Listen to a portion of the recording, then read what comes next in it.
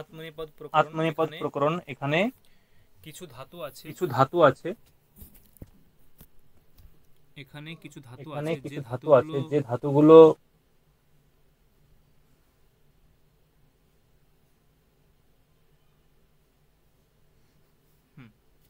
যে ধাতুগুলো যে ধাতুগুলো নর্মালি পরস্মৈপদী, আবার কখনো কখনো আবার কখনো উভয়পদীও। কখনো উভয়পদীয়। দু রকম ধাতুই আছে। দু রকম ধাতুই আছে। এখানে ধাতুগুলো সাধারণত পরস্মৈপদী, আবার কখনো কখনো উভয়পদীও আছে, বিশেষ ধাতু উভয়পদীও আছে।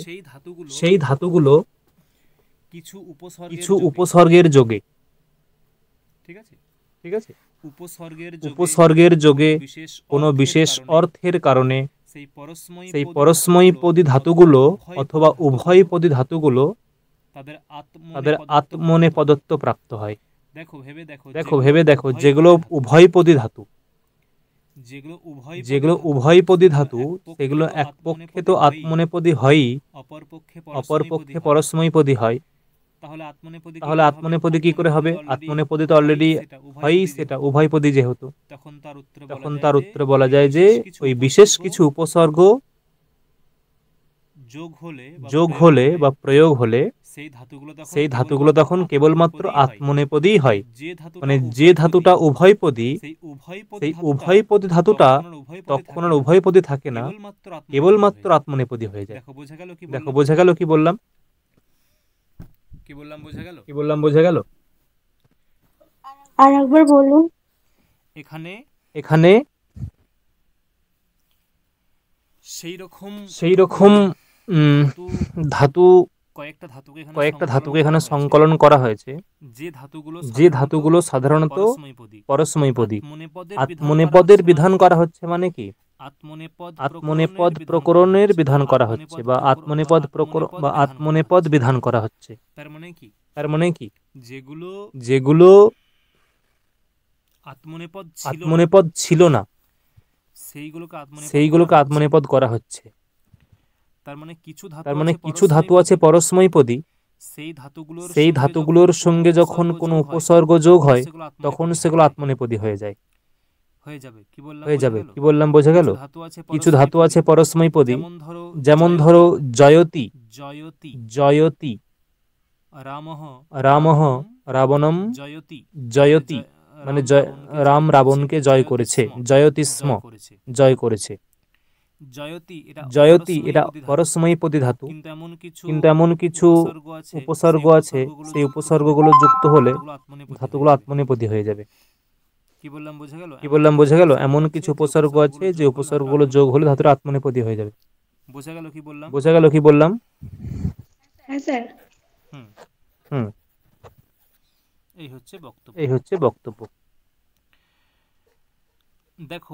দেখো এখানে প্রথম সূত্র হচ্ছে কর্তরি কর্ম ব্যতিহারে। আমি লিখেছি আলোচনাটা একটু বড় করে, কিন্তু একবারে সহজ। কর্তরি কর্ম ব্যতিহারে। কর্ম ব্যতিহার মানে কি? ব্যতিহার মানে বিনিময়, ব্যতিহার মানে বিনিময়। আর এখানে কর্ম শব্দের অর্থ হচ্ছে যে ক্রিয়া। কর্ম মানে হচ্ছে ক্রিয়া, কর্ম শব্দের অর্থ ক্রিয়া। এই কর্ম অ্যাকচুয়ালি যে কর্তৃ, কর্ম, করণ, সম্প্রদান, আপাদান, অধিকরণ, এইরকম কর্ম নয়। এই কর্ম হচ্ছে অ্যাকচুয়ালি ক্রিয়া।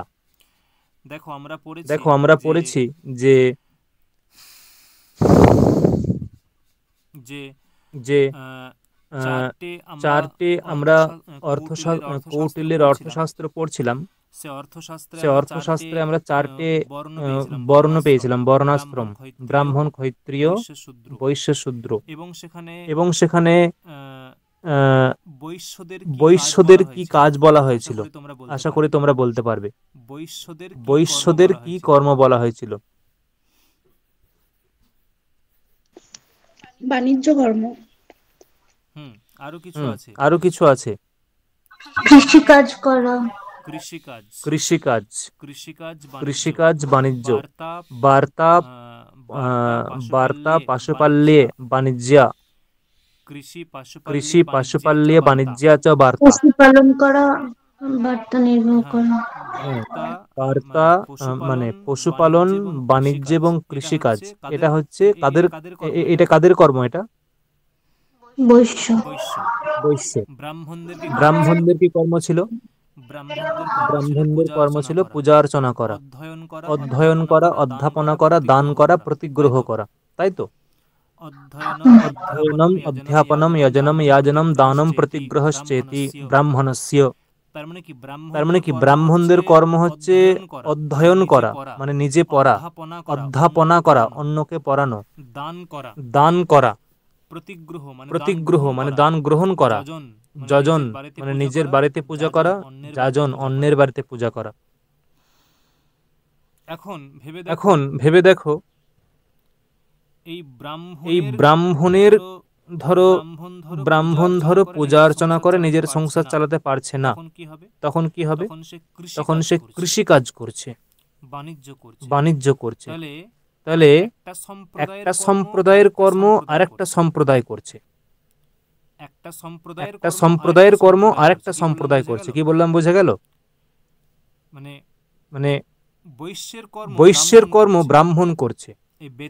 এই ব্যতিহার মানে বিনিময়, মানে কর্ম মানে এখানে কি বললাম? কর্ম মানে ক্রিয়া, কর্ম মানে ক্রিয়া, ক্রিয়ার ব্যতিহার মানে বিনিময়। মানে ক্রিয়ার যদি বিনিময় বোঝায়, মানে একজনের কর্ম আর একজন করছে, বৈশ্যের কর্ম ব্রাহ্মণ করছে, ঠিক আছে? এইরকম যদি কর্ম ব্যতিহার বোঝায়, তখন এই যে লু ধাতু, লুই ধাতু, লুই লয়ে দীর্ঘ ইয়, লুই ধাতু, ঠিক আছে? এই লুই ধাতুটা হচ্ছে উভয়পদী, লুই ধাতু উভয়পদী, মানে আত্মনেপদীয় হয় আবার পরস্মৈপদীয় হয়, উভয়পদী। কিন্তু যদি কর্ম ব্যতিহার বোঝায়, তখন লুই ধাতুটা আত্মনেপদী হবে। মানে কর্ম ব্যতিহার মানে ক্রিয়ার বিনিময়, কর্ম ব্যতিহার যদি বোঝায় তখন লুই ধাতুটা আত্মনেপদী হবে, পরস্মৈপদী আর হবে না। কি বললাম? লুই ধাতুটা সাধারণত ভাবে উভয়পদী, পরস্মৈপদীয় হয় আবার আত্মনেপদীয় হয়, কিন্তু ক্রিয়ার বিনিময় বোঝালে সেটা আত্মনেপদী হবে।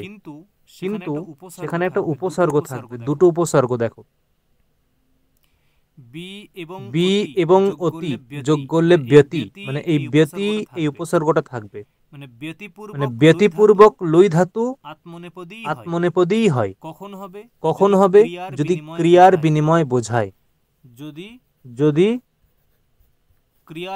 ক্রিয়ার বিনিময় বোঝায়, তাহলে ব্যতিপূর্বক লুই ধাতু আত্মনেপদী হবে। দেখো বোঝা গেল হ্যাঁ কিনা? হ্যাঁ স্যার। দেখো এই যে ব্যতিলুনিতে, দেখো এর অর্থ করেছি বৈশ্যস্য কর্ম ব্রাহ্মণঃ করোতি, একস্য কর্ম অন্যঃ করোতি, মানে একজনের কর্ম অন্যজন করছে। এইখানে একটা ইম্পর্টেন্ট, এই যে ব্যতিলুনিতে এর মানে কি, এই অর্থগুলো মনে রাখতে হবে। ব্যতিলুনিতে এর অর্থ কি, এইগুলো মাথায় রাখতে হবে। মানে একস্য কর্ম অন্যঃ করোতি, বৈশ্যস্য কর্ম ব্রাহ্মণঃ করোতি, এরকম প্রত্যেকটার মিনিং বা মাথায় রাখতে হবে। পরবর্তী সূত্র, তার মানে যা দেখলাম যে ক্রিয়ার বিনিময় বোঝালে কি হবে? ক্রিয়ার বিনিময় আত্মনেপদী হবে, তাই তো? ক্রিয়ার বিনিময় বোঝালে আত্মনেপদী হবে।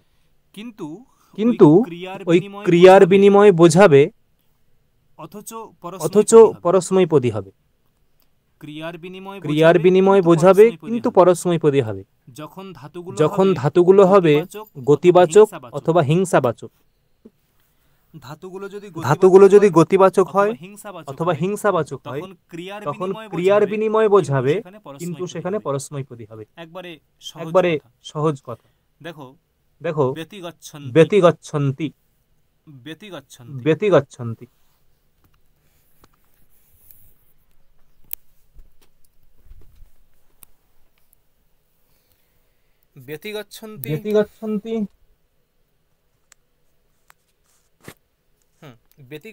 ব্যতিগচ্ছন্তি মানে কি? দেখো এখানে গম ধাতু গত্যর্থক, গম ধাতু গত্যর্থক। সাপোজ ধরো একস্য কর্ম অন্যঃ করতি। ধরো রাম এবং শ্যাম দুজন দুই ভাই, একজনের দায়িত্ব আছে মাঠে গরুটা বেঁধে দিয়ে আসা, রামের দায়িত্ব মাঠে গরুটা বেঁধে দিয়ে আসা, শ্যামের দায়িত্ব মাঠ থেকে গরুটা নিয়ে আসা। তাহলে দুজনের দুটো কর্ম। শ্যাম বলল, রাম বলল যে শ্যাম তুই এখন বেঁধে দিয়ে আয়, আমি নিয়ে আসবো। তাহলে দেখো বেঁধে দিয়ে আসাটা রামের কর্ম ছিল, বেঁধে দিয়ে আসাটা রামের কর্ম ছিল, ঠিক আছে। কিন্তু সেটা রাম করছে না। রামস্য কর্ম শ্যামঃ করতি। তাহলে এখানে কর্ম বিনিময় কর্ম ব্যতিহার হওয়ার কথা, কিন্তু এখানে তাহলে আত্মনেপদী হওয়ার কথা, কিন্তু আত্মনেপদী হবে না কেন? ধাতুটা হচ্ছে গত্যর্থক। গত্যর্থক ধাতুর ক্ষেত্রে কর্ম ব্যতিহার বোঝালেও আত্মনেপদী হয় না, পরস্মৈপদী হয়। তাই দেখো ব্যতিগচ্ছন্তি, পরস্পরান প্রতিগচ্ছন্তি, এরকম অর্থ। বা ব্যতিঘ্নন্তি হননার্থক, পরস্পরান ঘ্নন্তি, ব্যতিহিংসন্তি হিংসার্থক, পরস্পরান হিংসন্তি। একটা সূত্র আছে পরবর্তী সূত্র, তরান্যোন্যোপপদাচ্চ, তরান্যোন্যোপপদাচ্চ, ঠিক আছে। ইতরেতর এবং অন্যোন্য, এটাকে ভাঙলে হবে, দেখো এটা এমনি মনে হচ্ছে অনেক বড় কঠিন একটা উচ্চারণ, কিচ্ছু না। ইতরেতর অন্যোন্য উপপদাৎ, এটা হচ্ছে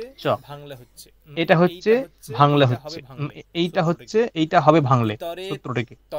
ইতরে তরা ন্যোন্যোপপদাচ্চ, পদাচ্চ পদাচ্চ, ইতরে তরান্যোন্যোপপদাচ্চ, ঠিক আছে। এটা হচ্ছে বক্তব্য, ঠিক আছে। মানে সূত্রের অর্থ কি?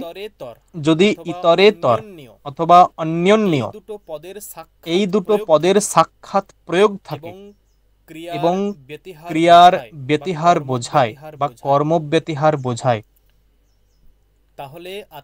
তাহলে আত্মনেপদী হবে না, পরস্মৈপদী হবে। কি বললাম? যদি কর্ম ব্যতিহার বোঝায়, কিন্তু সেখানে ইতরেতর এবং অন্যোন্য এই দুটো পদের সাক্ষাৎ প্রয়োগ আছে, সেক্ষেত্রে কি হবে? ধাতুটা আত্মনেপদী হবে না, পরস্মৈপদী হবে, ঠিক আছে। দেখো কিরকম, ধরো বললাম উভয়ের জমিতে ধান পেকে গেছে, রাম এবং শ্যাম উভয়ের জমিতে ধান পেকে গেছে। রাম বলল, ধরো রামের জমি এক জায়গায়, শ্যামের জমি এক জায়গায়, মানে বক্তব্য যে রাম এবং শ্যামের বাড়ি 5 কিলোমিটার দূরে, 5 কিমি দূরে। রামের বাড়ির কাছে শ্যামের জমি, শ্যামের বাড়ির কাছে রামের জমি, সমপরিমাণ জমি আছে, 5 কাঠা করে জায়গা আছে, সমপরিমাণ জমি আছে, একসঙ্গে ধান পেকে গেছে। 5 কিলোমিটার দূরে উভয়ের বাড়ি। আবার বলছি, রাম থাকে এক জায়গায়, শ্যাম থাকে তার থেকে 5 কিমি দূরে। শ্যামের বাড়ির কাছে রামের জমি, রামের বাড়ির কাছে শ্যামের জমি, সমপরিমাণ জমি, একসঙ্গে ধান পেকেছে। এখন যদি বলে যে নিজের জমিতে আমি ধান কাটবো, রাম বললে যে আমি আমার জমিতে গিয়ে ধান কাটবো, শ্যাম বলল আমি আমার জমিতে গিয়ে ধান কাটবো। তাহলে সাইকেল নিয়ে বা হেঁটে আসতে তার 2 ঘন্টা চলে যাবে, সাইকেল নিয়ে গেলেও আধা ঘন্টা নষ্ট হবে। তখন শ্যাম রামকে বলল যে রাম তুই আমার জমির ধানটা কাট, আমি তোর জমির ধানটা কাটি। তাহলে অন্তত এই আসা যাওয়ার যে টাইমটা বেঁচে যাবে, অনেকটা টাইম সেভ হবে, আর এদিকে আমাদের কাজটাও হয়ে যাবে। দেখো বোঝা গেল? কর্ম ব্যতিহার বোঝালো মানে একজনের কর্ম অন্যজন করলো।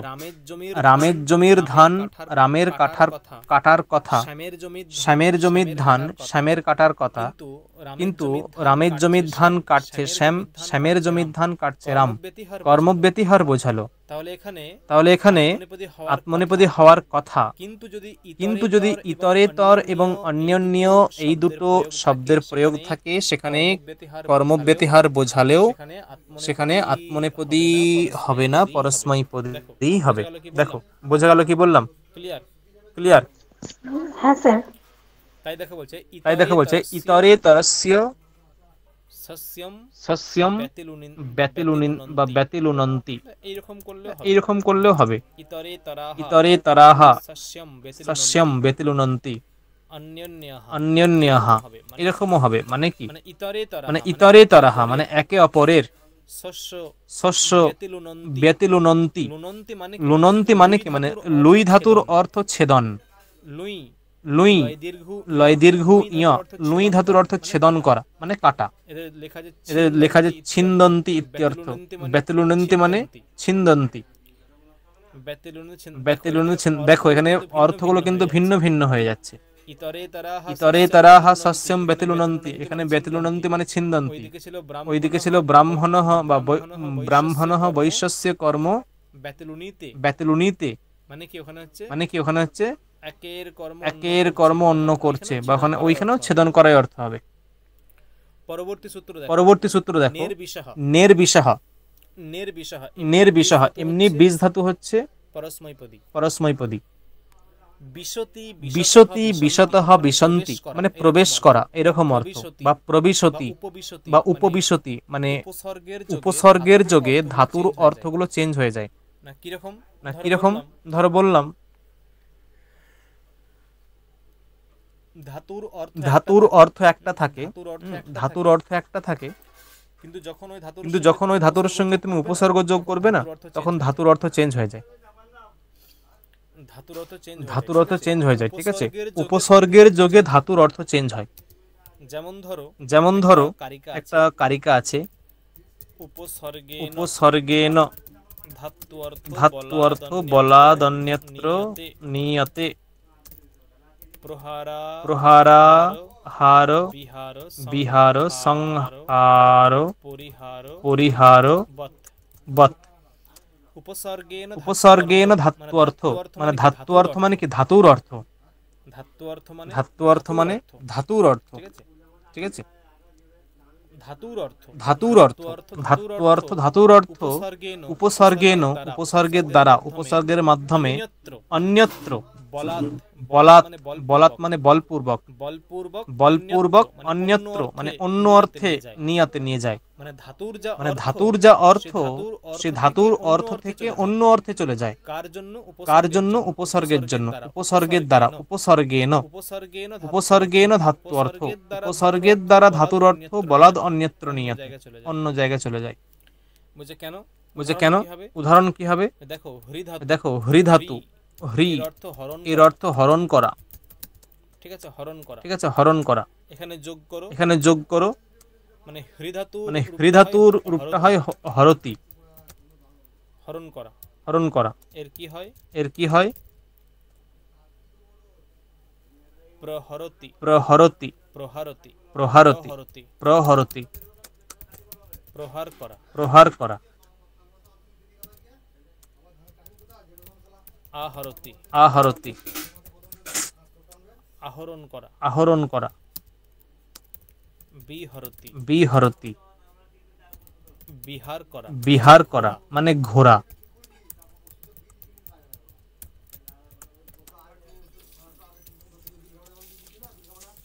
সংহরতি, সংহরতি মানে হত্যা বা ধ্বংস করা। আর পরিহরতি, এখানেও সে হরণ করে হবে। দেখো ধাতু কিন্তু একটাই, হরতি, হৃধাতু, কিন্তু যখন আমি উপসর্গ প্রয়োগ করছি সেটা ধাতুর অর্থ পরিবর্তন হচ্ছে, ঠিক আছে? হ্রি হরতি হরণ করা, বিহরতি বিহার করা, ভ্রমণ করা, সংহরতি হত্যা করা, আহরতি আহরণ করা, প্রহরতি প্রহার করা ইত্যাদি ধাতুর অর্থ চেঞ্জ হতেই থাকছে, হতেই থাকছে। এই হচ্ছে বক্তব্য। তাহলে উপসর্গেন ধাতু অর্থ বলাদন্যত্র নিয়াতে প্রহারাহার সংহার বিহার পরিহারবৎ। এগুলো মুখস্থ রাখবে, সময় করে মুখস্থ করবে, কাজে লাগবে, আজ না হয় কাল। তাহলে কি হলো? বিষ ধাতু। বিষ ধাতুর অর্থ এমনি প্রবেশ, যেমন প্রবিশতি হয় না, প্রবিশতি দেখো প্রবেশ করা। উপবিশতি মানে বসা, সিট ডাউন, উপবেশন করা, বসা।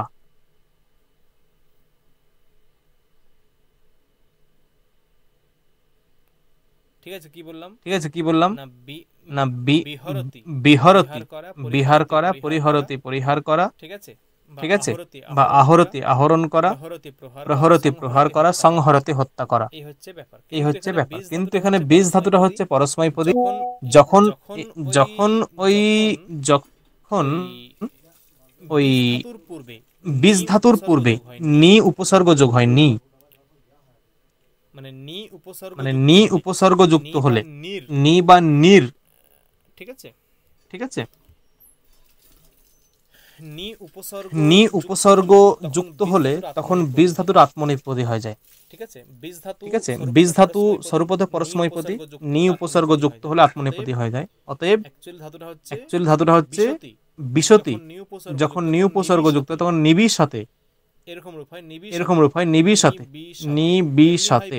এমনি হয় বিশতি, বিশতি হয়ে যাবে বিশতে, নি আগে যোগ করতে হবে, নি বিশতে।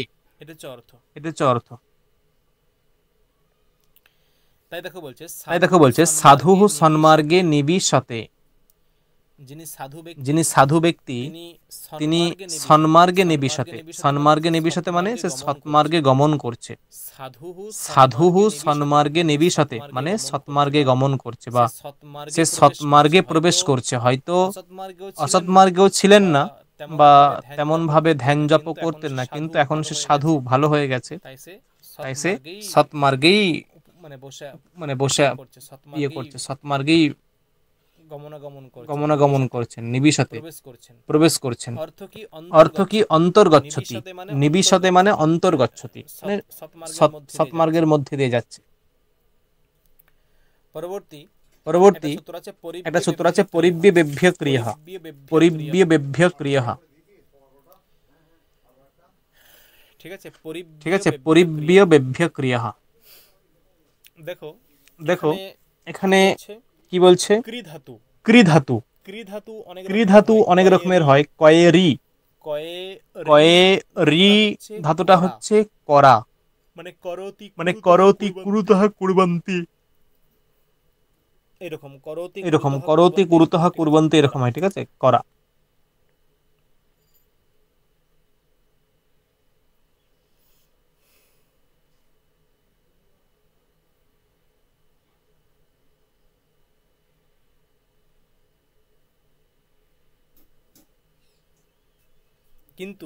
কিন্তু এখানে যে কৃধাতু মানে কয়রা ফলা দীর্ঘই। দেখো আগে যেটা বললাম কয়েরি, কয়েরি মানে করা, স কার্যম করতি, তে কার্যম কুর্বন্তি তারা কাজটি করছে। আর এখানে যে কৃধাতু কয়রা ফলা দীর্ঘই সেটা হচ্ছে ক্রয়ণ করা বা কেনা, ক্রয়ণ করা বা কেনা এইরকম অর্থ, ঠিক আছে, ক্রয়ণ করা বা কেনা, ক্রয়ণার্থক। এটা হয় উভয়পদী। ধাতুটা হচ্ছে উভয়পদী। কৃণাতি কৃণীতঃ কৃণবন্তি এরকম রূপ হয়। আবার কৃণীতে কৃণাতে ইত্যাদিও রূপ হয়, আত্মনেপদী হয়।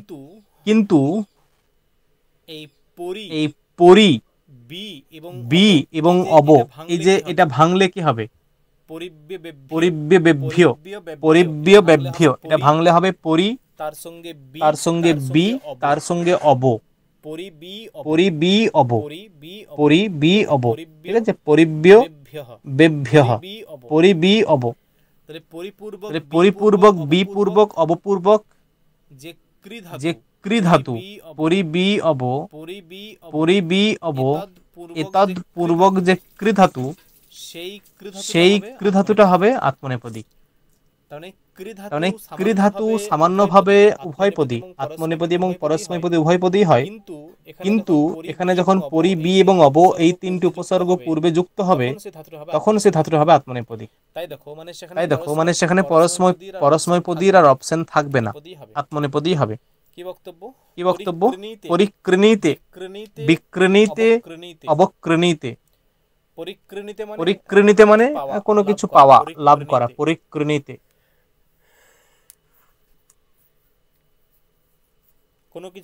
কোনো কিছু পাওয়া এরকম অর্থ। বিকৃণীতে, বিকৃণীতে মানে যে ধরো বিক্রয় করা বলে না, যে ধরো একটা গরু আছে, আমি গরুটা দিলাম, সে আমাকে কি দেবে? টাকা দেবে। গরুটার বিনিময়ে সে টাকা দেবে। তাই দেখো বলছে ধনম স্বীকৃত্য বস্তু দদাতি, ধনম স্বীকৃত্য বা আমি কিনছি, আমি অন্য একটা লোকের কাছ থেকে গরু কিনছি, তাহলে আমি গরুটা নিলাম বা তাকে আমি মানে কি, তাকে আমি ধন দিলাম, 10,000 টাকা দিলাম, আর সে ধনটা নিয়ে আমাকে বস্তুটা দিল, মানে গরুটা দিল। তাই লেখা হয়েছে যে কি বলছে, ধনম স্বীকৃত্য বস্তু দদাতি।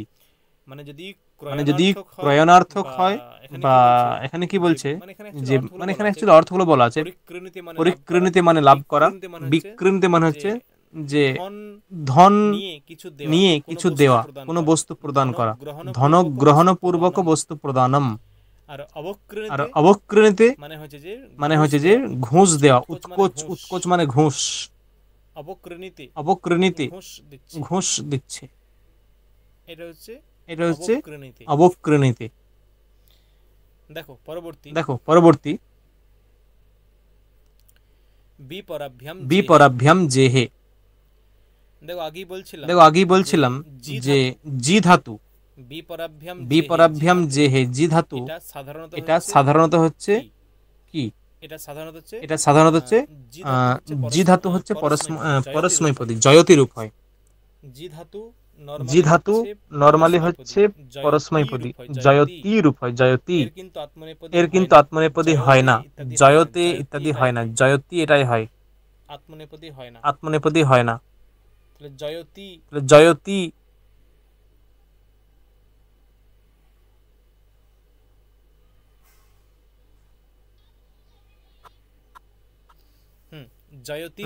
জয়তী রূপ হয়, কিন্তু বি পরা, বি এবং পরা এই দুটি উপসর্গ যখন পূর্বে থাকবে, বি এবং পরা এই দুটি উপসর্গ যখন পূর্বে থাকবে তখন জি ধাতুটা আত্মনেপদী হয়ে যাবে।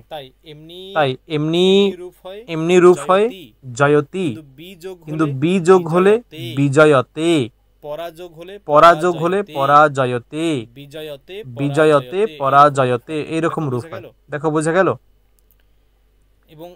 এবং অর্থ কি, রামঃ রাবণম যুদ্ধে পরাজয়তে, মানে পরাজিত করা, বিজয়তে মানে বিজয় লাভ করা, এরকম অর্থ।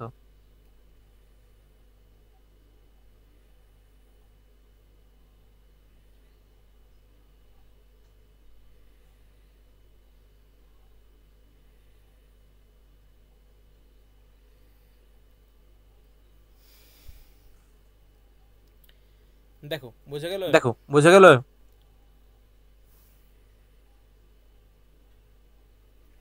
হ্যাঁ স্যার। হুম।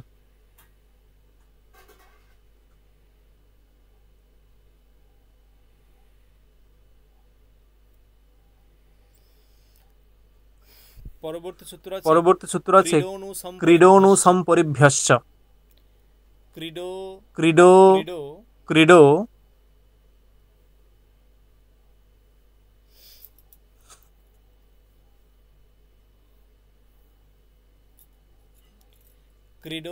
ক্রীডো অনু সম্পরিভ্যশ্চ, ক্রীডোনু সম্পরিভ্যশ্চ।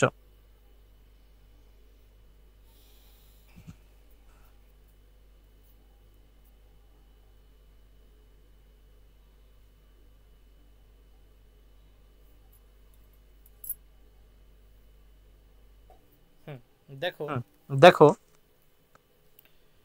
এটা হচ্ছে 6 নম্বর। ক্রীডনু সম্পরিভ্যস্য, এমনি ক্রীড় ধাতুটা কি হয়? পরস্মৈপদী হয়, ঠিক আছে। ক্রীড় ধাতু এমনি পরস্মৈপদী, এর অর্থ হচ্ছে খেলা। ক্রীড় ধাতুর অর্থ হচ্ছে খেলা, ক্রীড়া করা বা খেলা। ক্রীড়া করা বা খেলা, পরস্মৈপদী। কিন্তু খেলা খেলা, ক্রীড় ধাতুর অর্থ খেলা এবং পরস্মৈপদী। কিন্তু যখন অনু, সম এবং পরি এই তিনটি উপসর্গ যোগ হয়, অনু সম পরি, লেখায় দেখো অনু সম পরিভ্যস্য, ঠিক আছে। অনু সম এবং পরি এই তিনটি উপসর্গ পূর্বে থাকলে তখন ক্রীড় ধাতুটা আত্মনেপদী হয়ে যায়। উদাহরণ কি দিয়েছে?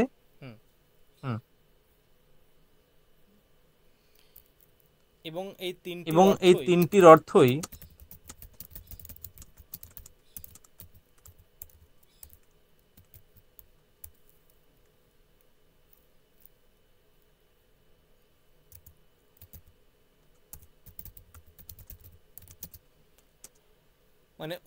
মানে অনুক্রীডিতে, এটা মানেও খেলা করা, সংক্রীডিতে মানে খেলা করা, পরিক্রীডিতে মানেও খেলা করা, একই অর্থ। শুধু এর পরস্ময় পদ থেকে আত্মনেপদ বিধান করলো, আর কিছু না। কিন্তু খেলা করার রূপে অর্থ এরও।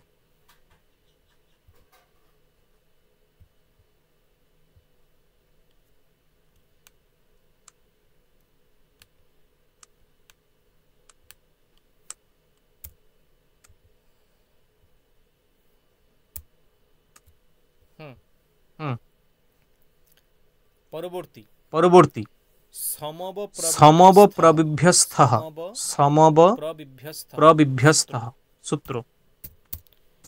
দেখো আমরা জানি যে স্থা ধাতু, স্থা তিষ্ঠতি তিষ্ঠতঃ তিষ্ঠন্তি, স্থা ধাতুর অর্থ কি? স্থা ধাতুর অর্থ থাকা। স বালকঃ গৃহে তিষ্ঠতি, সেই বালকটি গৃহে থাকে। স বালকঃ বিদ্যালয়ে তিষ্ঠতি, সেই বালকটি বিদ্যালয়ে থাকে। স্থা ধাতুর অর্থ থাকা, স্থা ধাতুর অর্থ থাকা। কিন্তু যখন সম অব এবং প্র এবং বি, সম অব প্র বি, দেখো এখানে আলাদা করে দেওয়া আছে, সম অব প্র এবং বি,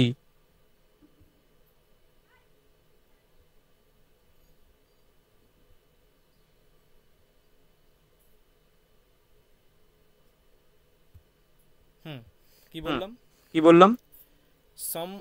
সম অব প্র বি, এই চারটি উপসর্গ পূর্বে থাকলে ধাতুটা আত্মনেপদী হবে। কিন্তু নরমালি পরস্মৈপদী, তিষ্ঠতি তিষ্ঠত তিষ্ঠন্তের রূপ হয়। দেখো কি বলছে, সন্তিষ্ঠতে অবতিষ্ঠতে প্রতিষ্ঠতে বিতিষ্ঠিতে, এরকম রূপ হয়। সন্তিষ্ঠতে প্রতিষ্ঠতে বিতিষ্ঠিতে অবতিষ্ঠতে, এরকম রূপ হয়। সমব প্রবিভ্যস্ত।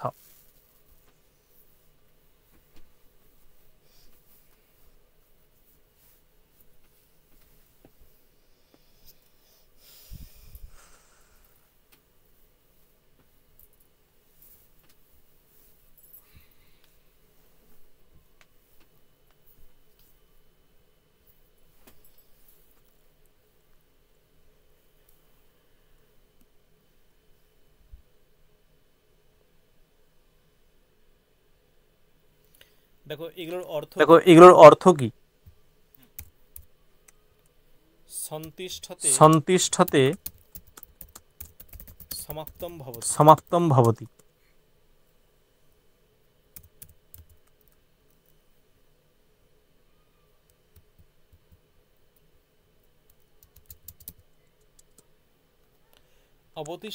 অবতিষ্ঠতের অর্থ কি? অবতিষ্ঠতে স্থির, স্থিরো ভবতি।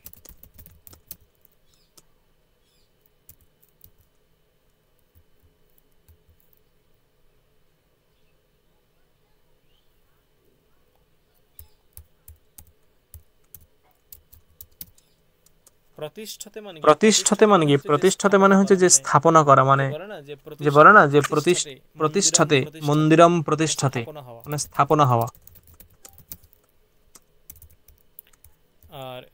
আর বিতিষ্ঠাতে, বিতিষ্ঠাতে মানে ওই স্থির হওয়া, বিশেষভাবে তিষ্ঠতি।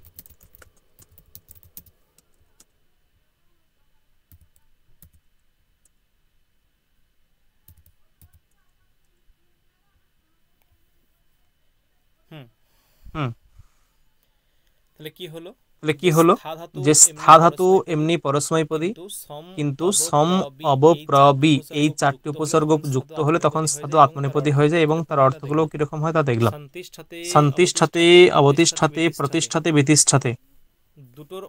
দুটোর অর্থ হচ্ছে যে স্থির হওয়া, প্রতিষ্ঠাতে স্থাপনা করা, সন্তিষ্ঠাতে সমাপ্ত হওয়া। তেমন কঠিন নেই।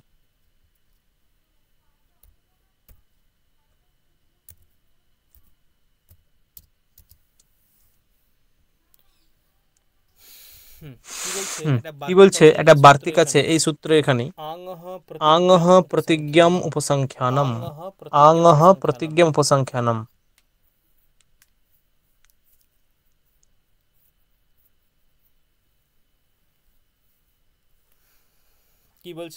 কি বলছে?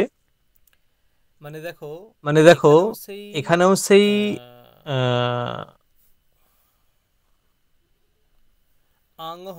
আংহ মানে আপূর্বক, আংহ আপূর্বক।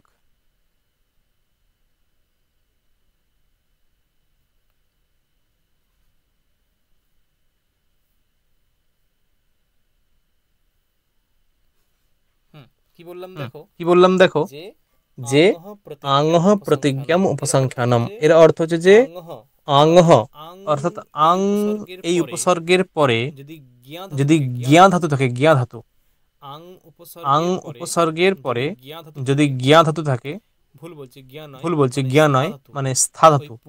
ওই পূর্বেও তো একই কথা বলা হলো যে সম অব প্রবি, সম অব প্রবি। ওইখানে চারটি উপসর্গ ছিল, চারটি উপসর্গের যোগে স্থা ধাতুকে আত্মনেপদী করা হয়েছিল, চারটি উপসর্গের যোগে স্থা ধাতুকে আত্মনেপদী করা হয়েছিল। কিন্তু এখানে আংহ প্রতিজ্ঞাম উপসংখ্যানম, এখানে আংহ এই যে উপসর্গটি আছে সেই উপসর্গের যোগেও স্থা ধাতু আত্মনেপদী হয়ে যায়। আংহ এই উপসর্গের যোগেও, আংহ এই উপসর্গের যোগেও, ঠিক আছে, এই উপসর্গটা থাকলেও যে পরস্মৈপদী যে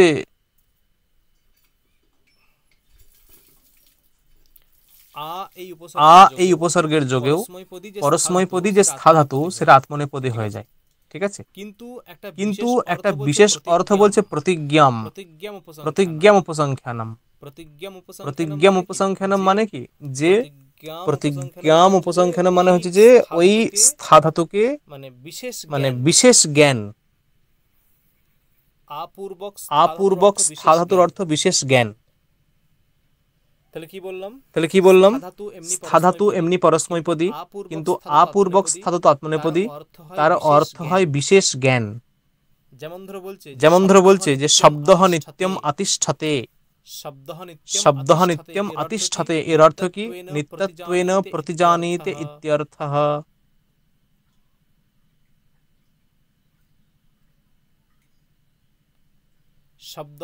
শব্দঃ নিত্যম আতিষ্ঠতে, আতিষ্ঠতে মানে কি? বলছে প্রতিজানীতে, মানে আমার জ্ঞান হচ্ছে। নিত্যত্বেন প্রতিজানীতে মানে শব্দ যে নিত্য, শব্দ অনিত্য নয়, শব্দ নিত্য, এই বিষয়ে আমার বিশেষ জ্ঞান হলো। আমি আগে জানতাম না শব্দ নিত্য কি অনিত্য, আমি আগে জানতাম না, কিন্তু এখন আমার বিশেষ জ্ঞান হলো শব্দ হচ্ছে নিত্য। তাই বলছে নিত্যত্বেন প্রতিজানীতে, নিত্য রূপে শব্দকে জানা হচ্ছে। এটা এক প্রকার বিশেষ জ্ঞান, আর সেই বিশেষ জ্ঞানটা থাকার জন্য এখানে কি হয়েছে না, এখানে আত্মনেপদী হয়েছে। দেখো বুঝে গেল?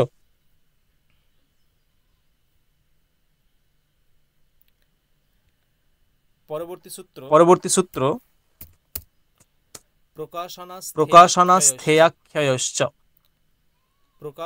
প্রকাশনাস্থেয়াখ্যয়শ্চ। প্রকাশন মানে কি? আগে দেখো, প্রকাশন মানে হচ্ছে যে নিজের বক্তব্য অন্যকে প্রকাশ করা, নিজের মনের কথা অন্যকে স্পষ্ট রূপে প্রকাশ করা একে বলা হচ্ছে প্রকাশন। নিজের মনের কথা অন্যকে স্পষ্ট করে প্রকাশ করা এটাকে বলা হচ্ছে যে প্রকাশন। প্রকাশন এবং স্থেয়াখ্য। স্থেয়া মানে কি? স্থেয়া মানে হচ্ছে যে কোনো একটা ঝামেলা হলে, বিবাদ হলে, সেই বিবাদে যিনি মানে জাজ থাকেন, ঠিক আছে, বিবাদে যিনি জাজ, যিনি বিবাদটা মিটিয়ে নেন বা যিনি বিবাদটা মিটিয়ে দেন।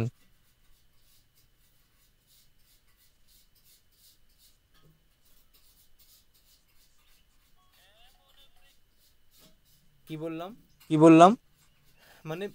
মানে বিবাদের ক্ষেত্রে যিনি নির্ণয়কর্তা, বিবাদের ক্ষেত্রে যিনি নির্ণয়কর্তা তিনি হচ্ছেন স্থেয়াখ্য। তিনি হচ্ছেন স্থেয়াখ্য, ঠিক আছে। তাহলে প্রকাশন মানে হচ্ছে যে নিজের বক্তব্য প্রকাশ করা, নিজের বক্তব্য প্রকাশ করা। এবং স্থেয়াখ্য মানে হচ্ছে যে বিবাদের সময়ে কোনো কিছু নির্ণয় করা বা যে নির্ণয় করে সে হচ্ছে স্থেয়াখ্য। যে নির্ণয় করে সে স্থেয়াখ্য, ঠিক আছে। এই হচ্ছে বক্তব্য। তাহলে এই রকম অর্থ যদি প্রকাশ পায় তাহলেও কিন্তু স্থা ধাতু উপসর্গ ছাড়াই আত্মনেপদী হয়ে যাবে। মানে সেখানে উপসর্গ লাগবে না, সেগুলো অটোমেটিক আত্মনেপদী হবে। কেন হবে না? ওই রকম অর্থ প্রকাশ পেতে হবে যেগুলো বললাম, যে মনের ভাব প্রকাশ করা, নিজের মনের ভাব অন্যকে প্রকাশ করা, এটা হচ্ছে প্রকাশন। কি বললাম?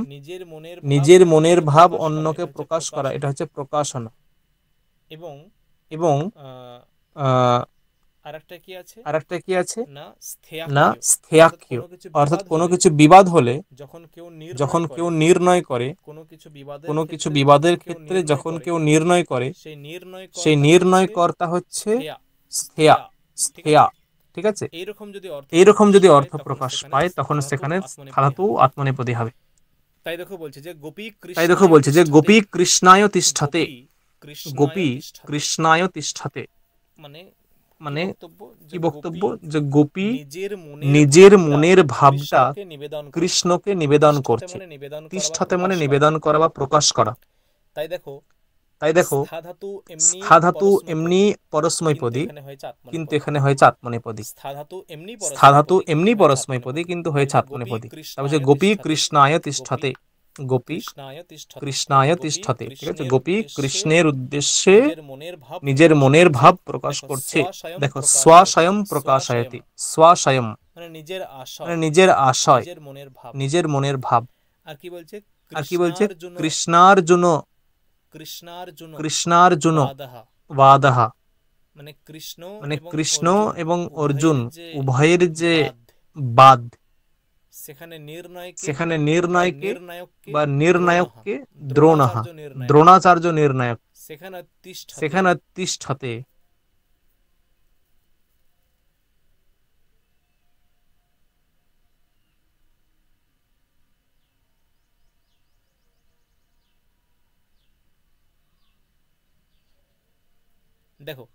দেখো পরবর্তী হচ্ছে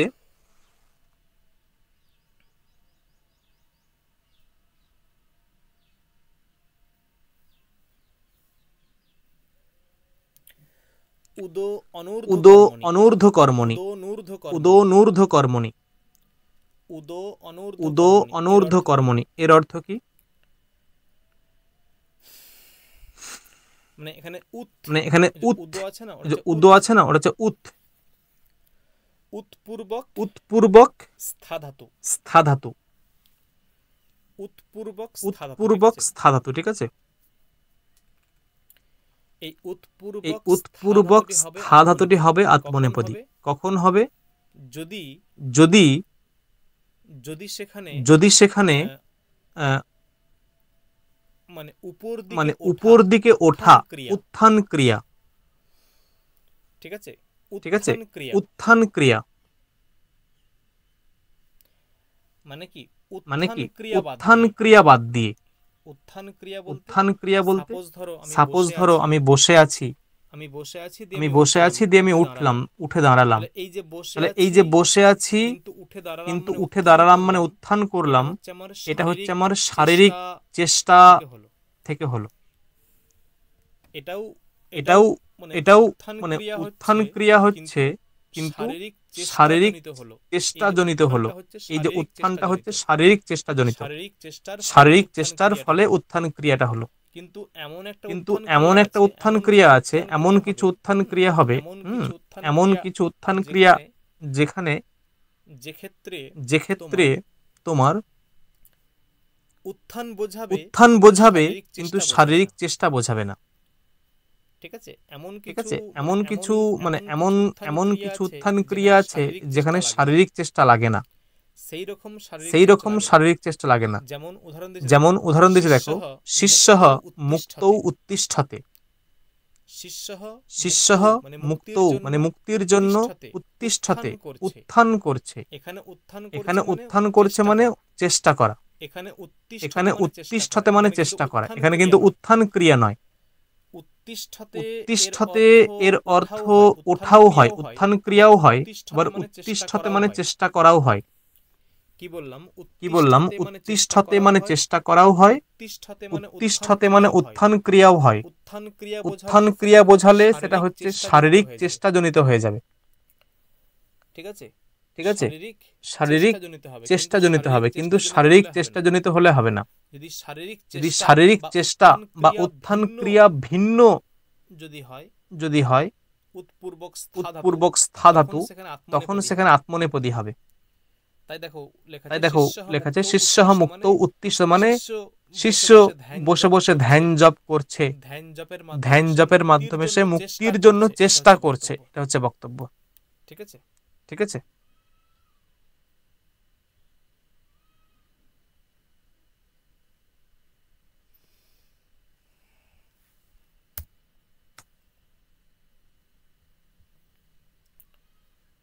দেখো বোঝা গেল, যা বললাম বোঝা গেল এতটা? হ্যাঁ স্যার।